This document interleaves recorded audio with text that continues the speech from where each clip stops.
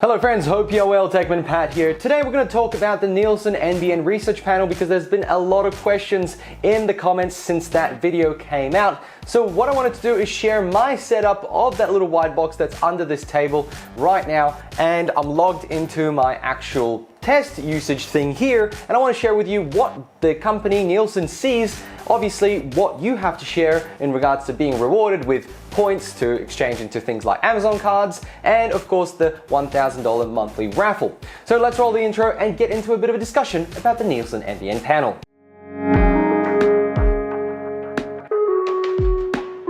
First of all, let's start with some basic information. These guys do not share your identifiable information with their client, and of course the information that you're sharing is pretty basic stuff. People post their speeds all over the internet anyway.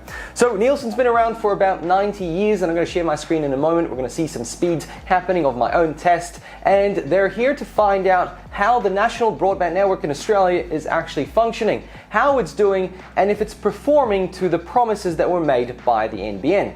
Now, this data is very important, so only Australians in Australia can actually apply for this panel, and of course you have to have an NBN connection and basically a computer at home, so you can plug it into your router and share that speed. So let's jump into the app and run a test to see exactly what information Nielsen gets from that little white box that's sitting in your house. When we tap run the test, what it's going to do is going to connect to that little white box, and it's going to test the speed between this box, your router or modem, back out to the Nielsen servers. Now, what's important about this is that it both checks how your internal network sits and in regards to the speeds and if there's any bottlenecks in your home to the actual modem, and then from the modem the speed test of how much speed you actually get. Now, it also looks at a lot of other variables, and we'll look at that in a moment.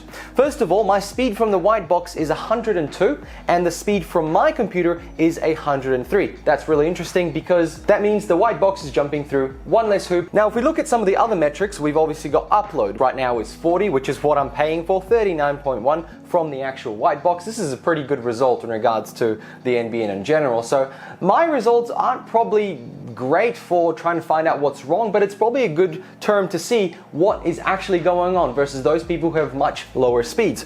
We've got a latency of 4.87, a jitter of 0.062, and we'll talk about what that means. We've got zero packet loss, which is spot on. We don't want any packet loss. We've got an upload on my computer of 37.2. I think this variable is probably just the fact that it's a computer and versus the box. A latency of 4.96 and a jitter of 0.23. So what does this actually mean? Well, first of all, we're just testing your speed. We're just trying to find out, and the company Nielsen research panel for the NBN is actually rewarding you for your time. And all the box does is this. It tests your speed, your upload, your latency, your jitter, and your packet loss to understand the actual speeds of households in Australia. Let's talk about what is jitter and what is packet loss. Let's go. Well, jitter is a very important way of understanding if there is congestion on the internet in your home or on your connection, at your POI, at your node. The idea is that these packets that you get off the internet, so we have 0.0 packet loss, which is great, nothing gets lost on the way, there's no damage to our lines. But these packets get sent at very regular intervals. Now, if something is delayed, it's the delay between that regular interval that is called the jitter. This jitter at 0.24 is very low, it's pretty good. But if this number skyrocket, it means that there is some sort of congestion on the connection somewhere in there. Now, the idea is that if there's so many people congesting the line, this jitter will go up. It doesn't actually quite affect your latency as much as you think. The latency will go up with jitter, but jitter is calculating that little data packet delay from the regular interval of it being sent. It's the best way to determine if there is a problem on your line, as opposed if there's just giant people congesting, because if there's no congestion for anyone else and you're getting jitter, there might be a problem with your line too. So that's that. And obviously packet loss is important. If we lose packets on the way, we are literally losing data.